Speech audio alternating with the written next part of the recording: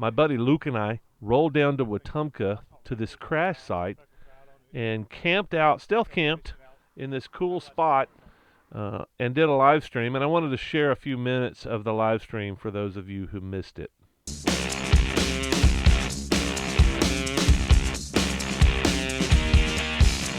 If you guys don't know Luke, Luke's brand new, I think. And no, I'm not taking off my clothes. This is as much skin as you get. I'm not being those two dudes out in the woods. What do you call that?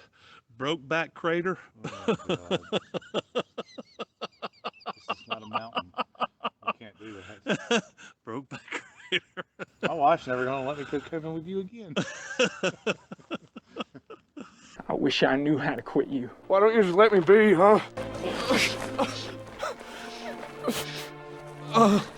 That's what he does. He steals bikes.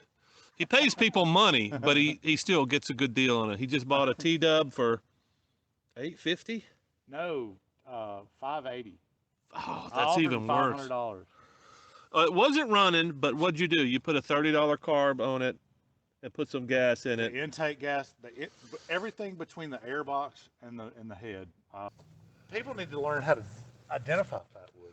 Well, that was a new one for me. I'd never seen fat wood on a stick laying on the ground, and you found one. I was like, oh, okay. That's some. That trio there is probably some. Well, I've been going to stumps for years because I thought that's where you get fat wood. Nobody's ever shown me, oh, if it's gray. That's the color. You look for that color. And then inside, that whole thing right there. So if you can't see it, a regular piece of, is this pine or is this something else? No, that's pine. Pine is where you get fat wood. Pine is pretty good source. When it is dyed during the winter and the sap is down in the tree. So basically, if you picked up a piece of pine like this, it would weigh nothing. But this thing weighs 3, 4, 5 times as much because it's got all that oil and sap in there that's really good. That's where, what is it, turpentine? Yeah. Where turpentine comes from. But the big thing about fat wood is it's a fuel source. It's not just a piece of wood to set on fire. It will fire up really, really quickly if you know what you're doing. It smells like pine sol. That's what it smells like. Oh, wow. That could deodorize your whole house. If anybody's ever tried to light a piece of wood on fire, you know that that's almost impossible to do.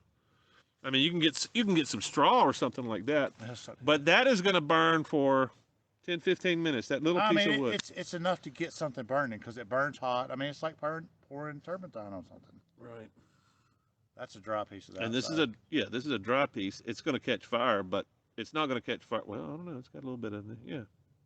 But I mean, that whole thing. Right. Is just about that. So I mean, So in other words, look at that. That's not even going out. So in other words, instead of taking your big lighter that's going to last you 2 or 3 weeks starting fires with it, instead of going, I'm going to put this up under a bunch of brush, especially when it's wet. You could start this if it's wet, right? True or false?